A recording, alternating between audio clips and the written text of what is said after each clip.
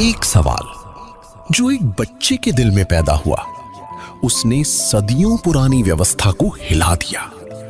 उसने देखा दो बच्चे एक ही मिट्टी में खेल रहे थे, एक ही नदी में नहा रहे थे, एक ही आसमान के नीचे सांस ले रहे थे।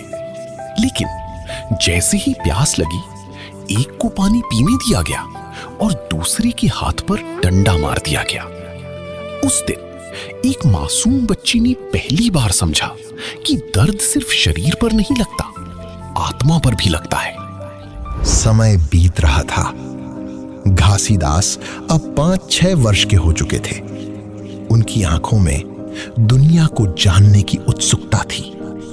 हर पेड़, हर नदी, हर जीव उन्हें कुछ सिखाता था। उनके पिता महंगू दास उन्हें अक्सर अपने साथ खेत ले जाते। बेटा, धरती कभी किसी से भेदभाव नहीं करती। जो मेहनत करेगा, धरती उसे फल जरूर देगी। घासीदास मुस्कुरा देते, लेकिन उन्हें जल्द ही समझ आने वाला था कि इंसान धरती जैसा नहीं होता। दोपहर की तेज धूप, गांव का एकमात्र कुआं, लोग पानी भर रहे थे। घासीदास दूर खड़े सब कुछ देख रहे थे।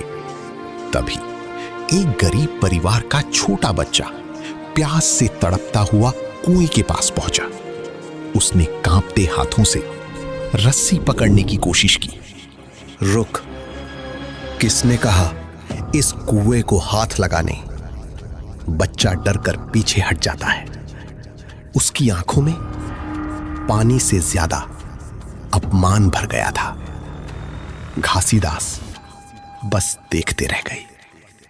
उनके छोटे से मन में एक तूफान उठ चुका था। घासीदास धीरे धीरे अपने पिता के पास पहुंचे।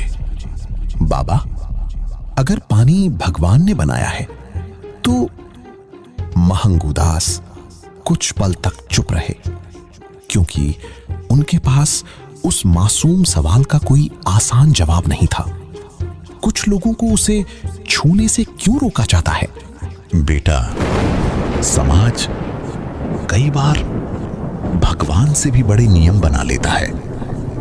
घासीदास, तो क्या भगवान इन नियमों से सहमत होंगे? मंगू दास अपनी बेटी की ओर देखते रह गए। उन्हें लगा ये बच्चा सिर्फ सवाल नहीं पूछ रहा, समय को चुनौती दे रहा है। अगली सुबह घासीदास अकेले जंगल की ओर निकल गए। उन्होंने देखा हिरण, गाय, पक्षी, बंदर सब एक ही नदी से पानी पी रहे थे। किसी ने किसी को नहीं रोका, किसी ने किसी को छोटा नहीं कहा। घासीदास ने नदी के किनारे बैठकर अपनी हथेलियों में पानी लिया और धीरे से कहा, अगर प्रकृति सबको बराबर मानती है तो इंसान ऐसा क्यों नहीं करता?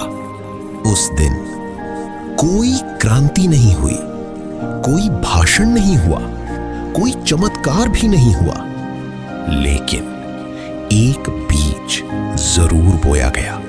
सवाल का बीज, सत्य का बीज और समानता का बीज। यही बीज आने वाले वर्षों में एक विशाल वट वृक्ष बनने वाला था। साल बीतेंगे, ये बालक बड़ा होगा।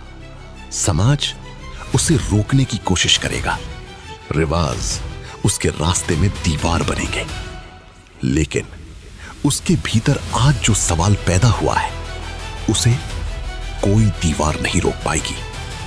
इतिहास कहता है, हर महान व्यक्ति की जिंदगी में एक ऐसा क्षण आता है जब वो तय करता है, अब चुप नहीं रहूंगा। घासीदास के जीवन में वो क्षण बहुत जल्द आने वाला था। एक ऐसी घटना जो उनके भीतर के इंसान को एक सत्य खोजी बना देगी। आखिर क्या हुआ था?